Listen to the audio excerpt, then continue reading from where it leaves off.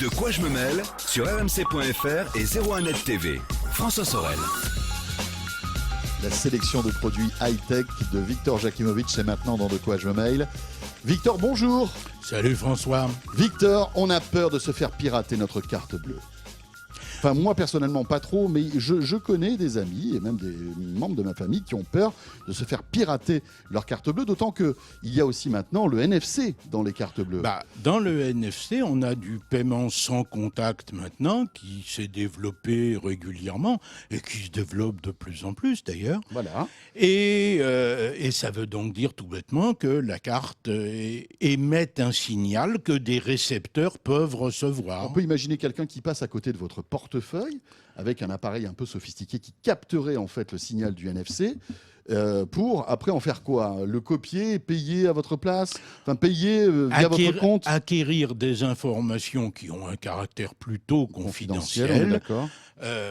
Alors que ça n'est évidemment pas souhaitable. On sait ce qu'il en est des captures d'identité, des vols d'identité, etc. Cela dit, le NFC marche vraiment, c'est du sans contact, mais on est presque près du contact. C'est-à-dire que ça ne va pas marcher à quelques dizaines de centimètres, non? Quelques dizaines, enfin, non. Quand je paye avec le NFC, il faut vraiment que je pose ma carte sur l'appareil. Pas obligatoirement. Ça peut être un peu plus lointain, surtout quand on met les amplificateurs qui conviennent bien, etc. Et là, vous avez l'appareil qui va rendre complètement fou les hackers de carte bleue, les amis. Voilà. Regardez-le, Ceci est un Protect Card. Un Protect Card, c'est quoi? C'est un petit bloc d'alu qui est joli comme tout, avec de l'électronique dedans et des batteries que l'on va alimenter par la prise USB qui est dessus quand on a besoin de le recharger, mais l'autonomie est très grande.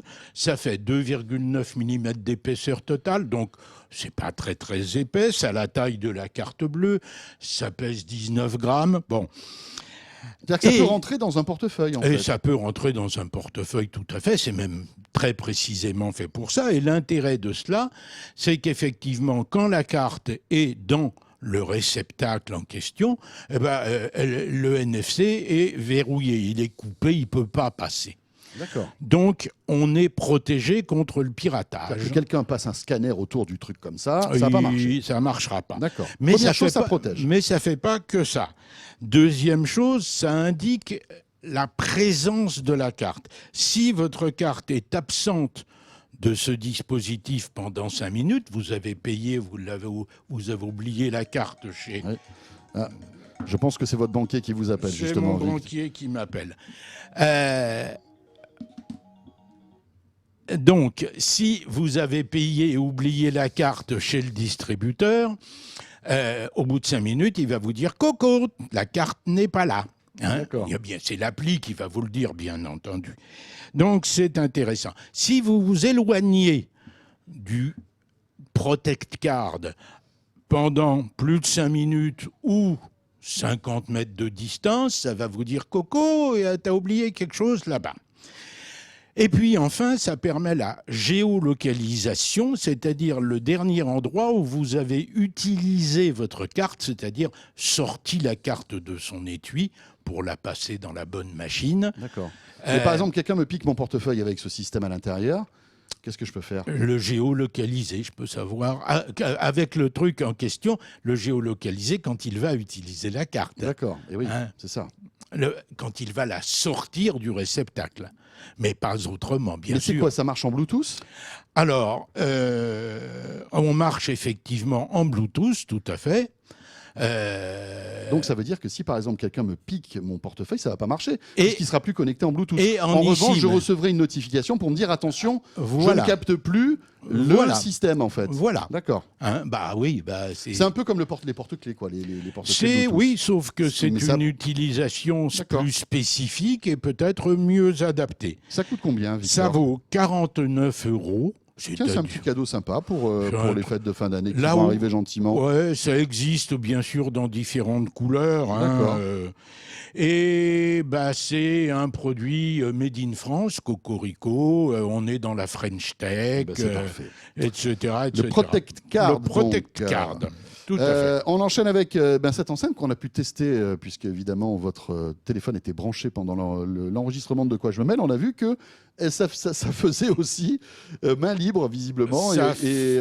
Ça fait tout ça. Une enceinte Bluetooth tout à fait normale. Il y a un petit panneau de commande qui est extrêmement simple, Oui. avec l'interrupteur, le niveau sonore, l'utilisation du micro. Hop là, on le voit mieux. Comme Voilà. vous voulez, l'utilisation du micro.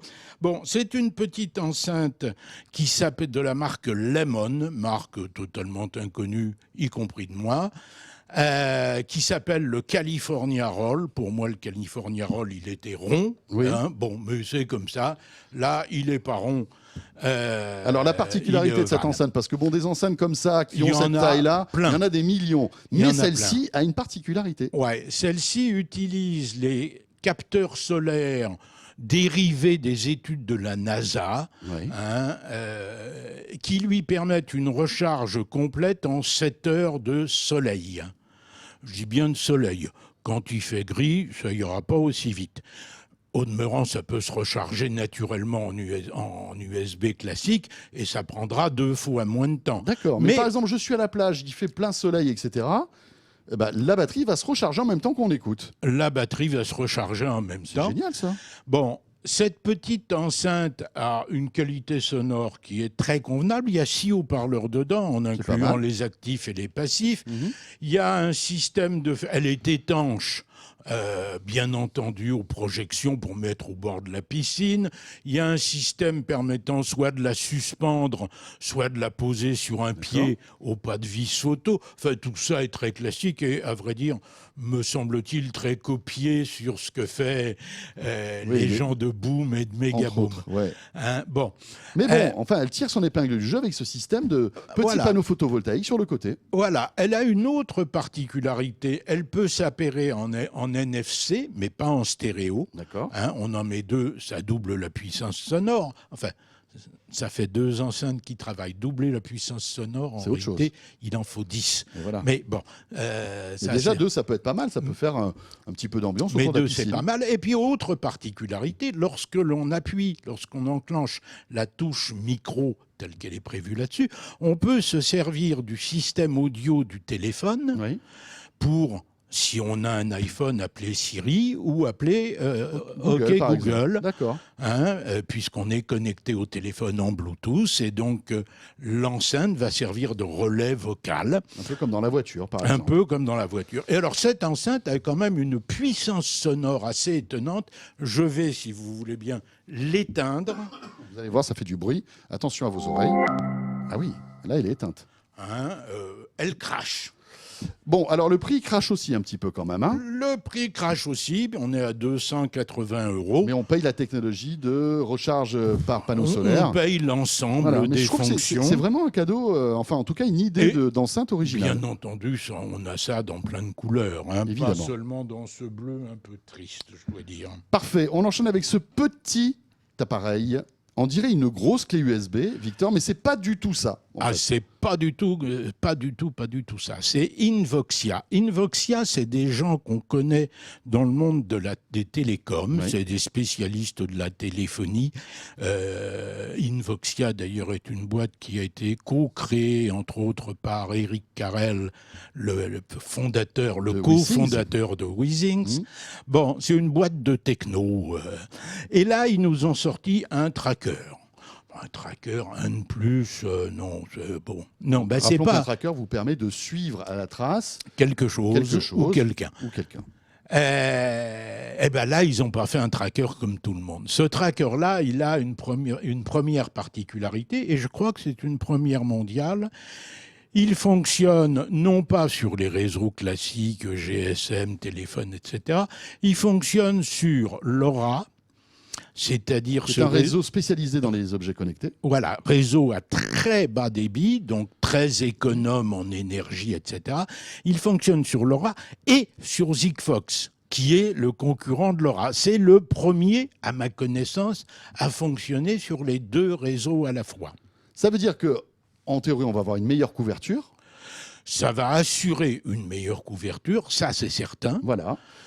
Et donc, ce tracker va pouvoir marcher pratiquement n'importe où. Mais ça veut dire quoi? Ça veut dire que, par exemple, je le mets dans une voiture. D'accord. Oui. Je vais pouvoir suivre cette voiture à la trace. Sans problème, mais avec une autonomie record, puisqu'on travaille sur des réseaux très, très, très faiblement gourmands en énergie. Hein. Deuxièmement, ce tracker, l'autonomie monte, dans mon souvenir, à 8 mois maxi. On précisera d'ailleurs dans quelles conditions. D'accord. Autre particularité de ce tracker, il n'utilise pas que LoRa et Sigfox. Il utilise également les réseaux Wi-Fi. Tiens. Quand on est en intérieur ou dans un environnement, il sait localiser les émetteurs Wi-Fi, sans rentrer dans, bien entendu, leur contenu, etc. Et donc, il sait mesurer des déplacements au sein de ce réseau Wi-Fi. Ça aussi, c'est une première sur un objet de taille aussi réduite. Oui, il est intelligent. Alors, en plus, il est quand même assez discret, c'est-à-dire qu'on peut le glisser dans un sac. Sans problème, il est plutôt joli, c'est plutôt élégant. Il y a 3 modes de fonctionnement possibles et la consommation électrique, bien sûr, va varier suivant ces 3 modes. Il y en a un où toutes les 5 minutes, il est interrogé. Si on est en dehors d'une zone définie. C'est ce qu'ils ont baptisé la zone école. C'est ça, d'accord. Il y en a... C'est-à-dire que, par exemple, on met ça dans le cartable de notre enfant. Et si l'enfant sort d'une zone prédéfinie... Voilà, par exemple, la zone école-maison. S'il sort de cette zone, là, il va se mettre en route et va nous donner la géolocalisation du cartable. Voilà, plus précis, plus simplement, d'ailleurs, s'ils sortent de la zone école, tout court. D'accord. Deuxième, ce qu'on appelle le géofencing, on définit géographiquement un lieu ou un ensemble de lieux. Deuxièmement, un mode quotidien où toutes les 10 minutes, on vérifie s'il y a des mouvements. D'accord. S'il n'y a pas de mouvement, ça ne bouge pas, donc il n'y a pas lieu d'informer. Et puis un mode dit intense où toutes les minutes, lorsque l'on sort de la zone géographique pré-choisie, on est tenu informé de façon à pouvoir tracer l'itinéraire du dispositif. Parfait. Voilà, Invoxia, ça s'appelle le Rodi. Ça sort ces jours-ci, là, et ça vaut 99 €. Ce qui est, compte tenu des services rendus, plutôt moins cher que d'autres solutions. Parfait. Ainsi qu'à l'usage. Il n'y a pas des abonnements là avec ça? Les abonnements sont gratuits, 3 ans inclus. D'accord. Et puis après, on paie son abonnement à LoRa, etc. Ok, on va enchaîner avec l'Orbi Pro maintenant. Victor, on a là 2 gros boîtiers qui vont vous permettre de booster votre Wi-Fi. Alors, c'est pas fait pour la maison, il y a Orbi Pro, ça veut dire que c'est fait pour les commerces. Ouais, mais en réalité, Orbi et Orbi Pro, c'est les mêmes. C'est kiff-kiff. Sauf que, bien sûr, Pro, c'est plus cher parce que les pros récupèrent la TVA. Et oui. Donc, ils payent moins cher. Bon, une fois qu'on a dit mais ça... c'est la même chose que les Orbi qu'on a déjà présentés? C'est pas tout à fait les mêmes. C'est pas tout à fait les mêmes parce que les contraintes, quand on est dans un lieu où il y a du public, par exemple, puisque le but de ça, c'est effectivement de servir un certain public. Les contraintes, c'est premièrement comment je le pose. Je vais pas me contenter de le poser sur un coin de mon comptoir de bistrot, parce que quelqu'un me le piquerait sans savoir à quoi ça sert.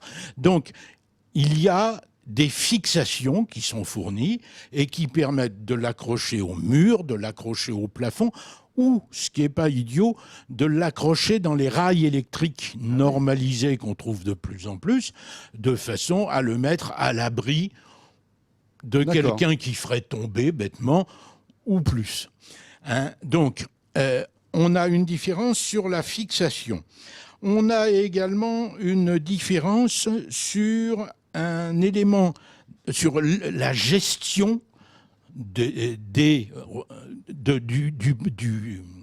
routeur maître et du routeur satellite, puisqu'on peut créer 3 réseaux, là où sur un Orbi grand public, on n'en crée qu'un. Dans l'Orbi Pro, vous pouvez... L'Orbi grand public, je crois qu'on peut en faire 2. On peut faire un mode invité, je crois. Vous faites un mode invité. Là, on en fait 3. On fait un mode qui est administrateur ou cadre de l'entreprise ou que sais-je. Un deuxième destiné à un autre public, et un troisième qui est le mode invité. Et pour ce mode invité, il y a un truc très particulier qui est tout à fait intéressant, qui s'appelle le Facebook checking. Facebook checking, vous allez dans un lieu, vous sortez votre appli Facebook, vous voyez apparaître Orbi, vous dites « je like » et automatiquement vous êtes connecté. Dans un bistrot, ça permet d'avoir du Wi-Fi gratuit dans un resto, via Facebook. Bah voilà, via Facebook. Facebook sert juste d'interface, mais ça permet de pas avoir besoin de demander au serveur. Mais par exemple, je sais pas là, je m'adresse à tous ceux qui ont par exemple je sais pas moi, un petit hôtel avec 3-4 chambres d'hôtes, etc. Ça peut être aussi une bonne solution pour couvrir. Un petit établissement, alors un petit hôtel, un restaurant, un bar, etc. Ou un petit ensemble de bureaux. Vous êtes une petite entreprise, avec un certain nombre de gens, parce que quand même la particularité par rapport à ce qu'on trouve d'habitude en pro, c'est la simplicité. Bien sûr. On est dans le monde Orbi où on se préoccupe. Et puis le prix, parce que même si c'est 450 € ou 550, on peut imaginer qu'une solution professionnelle installée par un professionnel, etc., va vous coûter tout de suite beaucoup plus cher et ne sera pas aussi simple à gérer, en plus. Ça c'est sûr. Orbi Pro donc, voilà, pas mal du tout. On enchaîne avec SanDisk pour terminer. Voilà, alors la petite dernière nouveauté de SanDisk qui est cet objet... que François Bedin nous avait présenté sur 01net d'ailleurs. Qui est une petite boîte tout à fait intéressante. Bon, la particularité de cette petite boîte, c'est que quand vous allez... Alors ça marche, fondamentalement, on est dans le monde iPhone. D'accord. Quand vous allez... Mais ça peut marcher aussi avec autre chose, mais ça n'aura pas toutes les fonctions. Dans le monde iPhone, quand vous allez recharger votre téléphone... le soir, simultanément, si vous employez ça au lieu du chargeur Apple d'origine, vous allez mémoriser, stocker ce qui s'est passé dans la journée, les modifications de vos contacts, les gens, les modifications de d'un certain nombre de choses, de façon extrêmement simple. Donc tous les soirs, sécurité. Au lieu, quand on recharge, en même temps, on fait cette sauvegarde. Et la bien sauvegarde entendu, qui va là-dedans. Là-dedans, qui est caractérisé par une chose très simple. C'est une petite carte SD. Il y a un petit lecteur de carte SD. Ouais, que je n'arrive pas parce que j'ai pas d'ongle. C'est pas grave. Que j'arrive pas. En tout cas, il est là. À sortir. Voilà. Mais un petit lecteur de carte SD. Alors cette carte SD, d'ailleurs, elle est livrée en 32, 64, 128 ou 256. Mais en réalité, c'est le même boîtier à chaque fois. Simplement, ils mettent une carte mémoire. Ils changent la carte mémoire. Donc c'est intéressant, assurer la sauvegarde en même temps que on fait la recharge. Et de surcroît, le fil, qui est toujours un truc un peu embêtant, le fil de connexion à l'iPhone, il se range très facilement dedans. On le glisse, en fait, on le déroule comme ça. Ce qui est extrêmement pratique. Ça coûte combien ce SanDisk ? Alors, ça vaut... J'ai l'impression que c'est un peu cher quand même. Ça dépend de la capacité mémoire. Ça vaut 66, 90, 140 ou 220 €, suivant tout dépend la capacité de stockage. Suivant 32, 64, 128, Parfait. 256. Voilà le SanDisk Expand Base. Voilà. C'était bien, Victor. Pas mal de nouveautés. Pas mal de nouveautés. Et on se retrouve très bientôt, Victor. Merci beaucoup. D'accord. Victor Jakimovic, donc, et sa sélection de produits high-tech. De quoi je me mêle est terminée. Merci de nous avoir suivis. Bon week-end à vous toutes et à vous tous. N'hésitez pas à nous rejoindre sur la page Facebook de quoi je me mêle, bien entendu, pour peut-être débattre sur tous les produits que Victor nous a présentés. Et on se retrouve vendredi prochain, bien sûr. Salut à tous. De quoi je me mêle sur rmc.fr et 01net TV.